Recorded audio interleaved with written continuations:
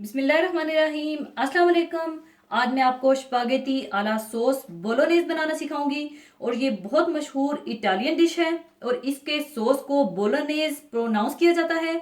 जी इसका साइलेंट होता है और इसमें बहुत ज़्यादा मसालों का इस्तेमाल नहीं होगा, बल्कि बहुत माइल्ड फ्लेवर में रहते हुए बहुत मज़ेदार स्पागेटी आला सॉस बोलोनेज तैयार होगा।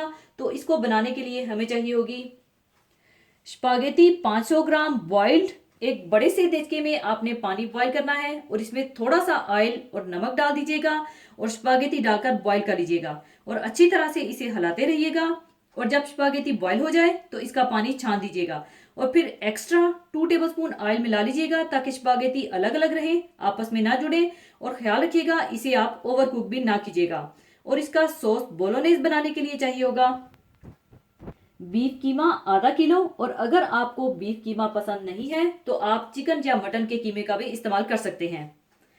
और टमाटर 8 अदद, और इन्हें प्लस का मार्क लगाकर ब्लांच करके इनका छिलका उतार कर छोटा छोटा काट लीजिएगा। और प्याज 2 अदद, इसे आमलेट स्टाइल में काट लीजिएगा। गाजरें 2 अदद, इन्हें जितना छोटा हो सके बारीक क्यूब की शक्ल में काट लीजिएगा। और इसी तरह बिल्कुल बारीक कटी हुई सैलरी 1 कप। और सैलरी इसमें बेसिक होती है, अगर आराम से आपको मिल जाए तो जरूर डालिएगा, वरना आप इसके बगैर भी बना सकते हैं। और पार्सले कटा हुआ 1/2 कप, और अगर आपको आसानी से पार्सले ना मिले तो आप इसकी जगह हरा धनिया भी डाल सकते हैं। और टमाटो प्यूरी 1/2 कप, और 3 टेबलस्पून ऑलिव ऑयल। जो ऑथेंटिक रेसिपी है इसमें आपने ऑलिव ऑयल का ही इस्तेमाल करना है, लेकिन अगर आप नॉर्मल कुकिंग ऑयल का भी इस्तेमाल करना चाहते हैं तो आप कर सकते हैं। जो लोग वेट वॉचर्स हैं उनके लिए ये रेसिपी बहुत अच्छी है क्योंकि इसमें तेल बहुत थोड़ा इस्तेमाल होगा।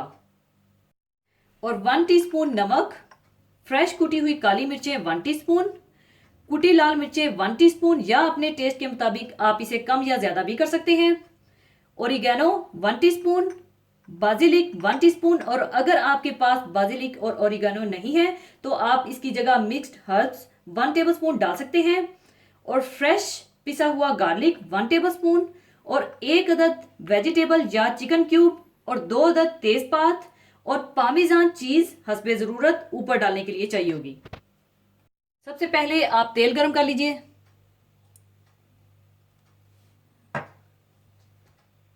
और इसमें डाल दें आप पिसा हुआ लहसुन और प्याज, और इसे हल्का सा सोते कर लीजिए।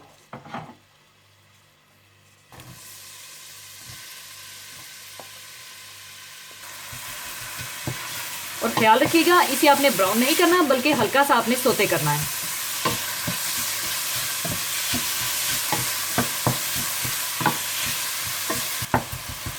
और जैसे ही प्याज और लहसुन का थोड़ा कच्चापन दूर हो जाए तो आप इसमें कीमा डाल दें और अच्छी तरह से भून लें तेज आंच पर।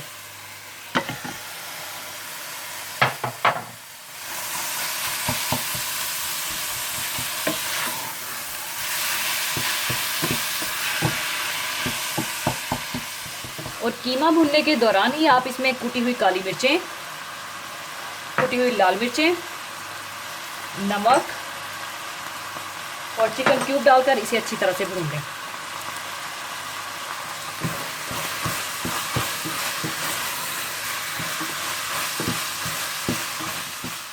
और जब कीमा अच्छा सा भून जाए तो आप इसमें गाजरें और सैलरी डाल दें और अच्छा सा भून लें।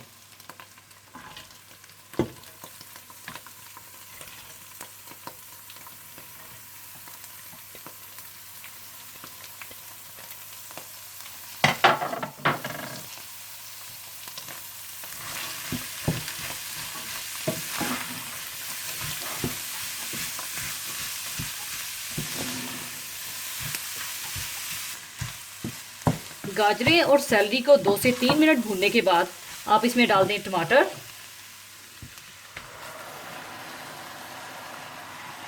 और टमाटो प्यूरी, और इसे अच्छी तरह से मिला लें।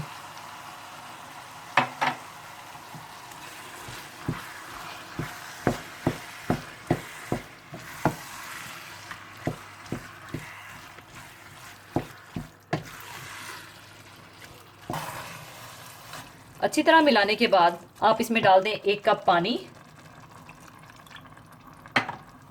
तेजपात, ओरिगेनो, बाजिलिक, और पार्सले डालकर अच्छी तरह से मिला लें।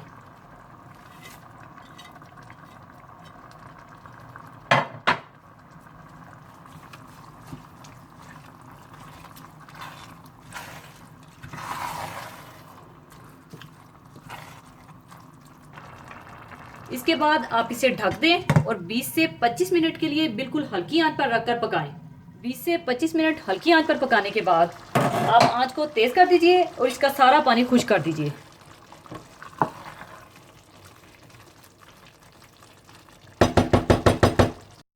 और जब इसका पानी खुश्क हो जाए तो इसमें से तेजपात निकाल दीजिए और सॉस बोलोनेज तैयार है।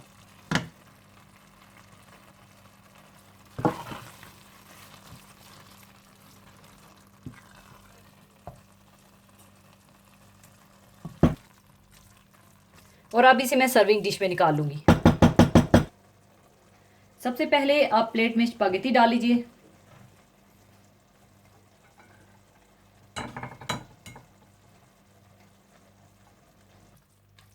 और ऊपर आप डाल दीजिए सॉस बोलोनेज।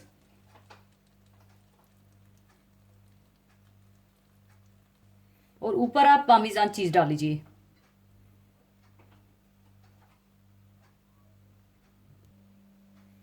लीजिए, स्पैगेटी आला सॉस बोलोनेज तैयार है। जरूर बनाइएगा। और जाने से पहले एक हदीसे पाक शेयर करना चाहूंगी। हदीसे पाक इस तरह से है। हजरत इब्ने अब्बास रजी अल्लाह ताला अन्हो से रवायत है कि रसूलुल्लाह सल्लल्लाहु अलैहि वसल्लम ने इरशाद फरमाया, दो नेमतें हैं, अक्सर लोग इनके गलत इस्तेमाल की वजह से खसारे और घाटे में रहेंगे, एक सेहत और दूसरा फरागत। इस हदीस मुबारका से हमें मालूम होता है कि सेहत और वक्त की कदर और कीमत का अंदाजा इनके खो जाने से पहले करना चाहिए। ये दोनों दरअसल ऐसी कीमती नेमतें हैं कि जिन लोगों को ये मुहैया नहीं है या इनकी कोताहियों की वजह से उनसे छीन ली गई हैं, वही इसका बाखूबी अंदाजा कर सकते हैं। कुदरत ने जो कीमती नेमतें इंसान को अता की हैं, उनमें सेहत और वक्त का शुमार अव्वलीन दर्जे में है।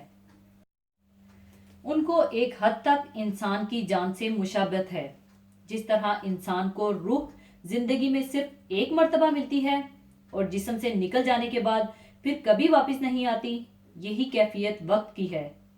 यानी आज जिंदगी में सिर्फ एक ही मर्तबा आता है और फिर गुजर जाने के बाद कभी नहीं आता। इसी तरह सेहत भी इंसान के लिए एक कीमती मता है। अगर सेहत और तंदुरुस्ती नहीं है और इससे इंसान महरूम है तो यकीनन इंसान कोई काम अच्छे और अहसन तरीके के साथ अंजाम नहीं दे सकता। इस्लाम सबसे पहला मजहब है और सबसे पहला बाज़ाब्ता हयात है, जिसने सेहत और सफाई को लाज़िम व मलज़ूम करार दिया है। कुरान और अहादीस ने इंसानी सेहत से मुतल्लिक ऐसी जामिया तालीम दी है और ऐसी रहनुमाई फरमाई है कि किसी दूसरी शरीयत या मजहब ने नहीं दी। जो इंसान इन दोनों नेमतों को एहतियात के साथ इस्तेमाल करता है वो फायदे में रहता है। इसके बरक्स जो इसे ज़ाया कर देता है यानी गलत इस्तेमाल करता है, वो आखिरत में खसारे में रहेगा। आज इंसानों की अक्सरियत इन दोनों नेमतों की सही कदर नहीं कर रही है, लिहाजा वो अपना वक्त भी बेफायदा और फजूल कामों में सर्फ कर रहे हैं और अपनी जिस्मानी कुव्वत व तवानाई भी अल्लाह की नाफरमानी में खर्च कर रहे हैं। और हदीस की रूह से ये इंतहाई घाटे का सौदा है। अल्लाह ताला हम सबको इन दोनों नेमतों की सही कदर व कीमत और इनका सही इस्तेमाल करने की तौफीक अता फरमाए। आमीन। इसी के साथ मैं आपसे इजाजत चाहूंगी। अपना बहुत ख्याल रखिएगा, दुआओं में याद रखिएगा। अल्लाह हाफिज।